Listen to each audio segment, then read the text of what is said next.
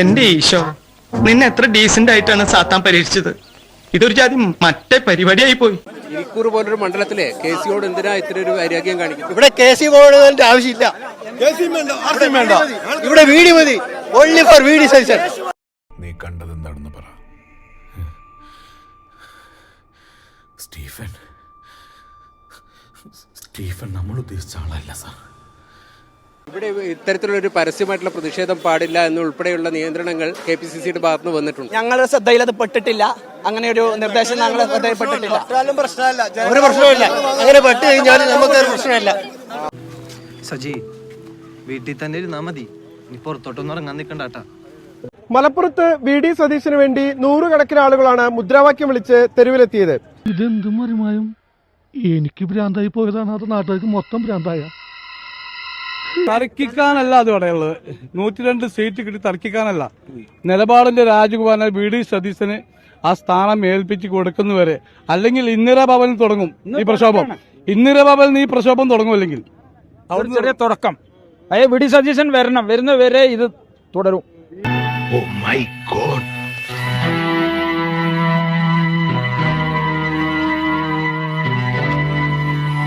പുറത്തിറങ്ങാൻ പറ്റാത്ത സ്ഥിതിയായല്ലോ ഈശ്വര. ഇതിനൊക്കെ ഇടയിൽ ഈ മുഖ്യമന്ത്രി കസാലേൻ്റെ കാര്യം അവിടെ പറഞ്ഞുകൊണ്ടിരിക്കുമ്പോൾ അതിൽ ആരിയ്ക്കും എന്നുള്ളത് ചർച്ചയാകുമ്പോൾ ഇന്നലെ ചെറിയാൻ ഫിലിപ്പ് എന്തോന്നാണ് കാണിച്ചു കൂട്ടിയത്. കട്ടിപ്പൂടിയിടാതോ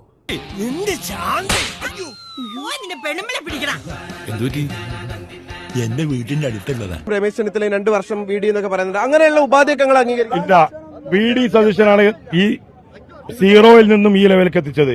10 വർഷം 5 വർഷം രമേശ് ചെന്നിത്തല നയിച്ചല്ലോ. ഒരു പുരോഗമനം ഉണ്ടായില്ലോ. പ്രതിപക്ഷ നേതാവായിരുന്നല്ലോ. VD സതീശൻ വന്നതിന് ശേഷമല്ല മാറ്റങ്ങൾ ഉണ്ടായത്. അദ്ദേഹമാണ് ഇന്ന് ഈ കേരളത്തെ നയിക്കാൻ എല്ലാം കൊണ്ട് യോഗ്യൻ. വേറെ ഒരു നേതാവ് ഇന്ന് കേരളത്തിലില്ല.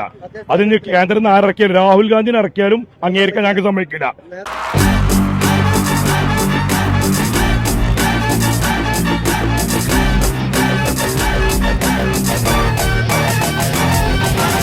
മുഖ്യമന്ത്രി സ്ഥാനത്തെ ചൊല്ലിയുള്ള പരസ്യ പ്രകടനങ്ങൾ വിലക്കിയ KPCC പ്രസിഡന്റ് സണ്ണി ജോസഫിന്റെ മുന്നറിയിപ്പ് മറികടന്ന് VD സതീശനായി തെരുവിലിറങ്ങി ഇന്നും പ്രവർത്തകർ.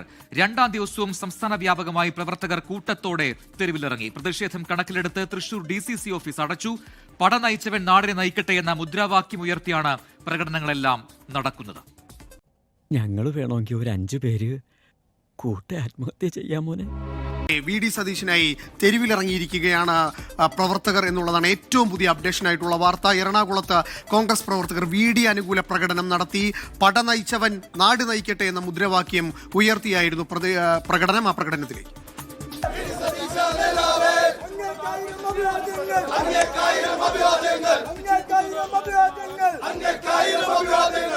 ഈ കയ്യടിയല്ലേ സാറേ ഓരോ സ്റ്റാറും സ്വപ്നം കാണുന്നത്.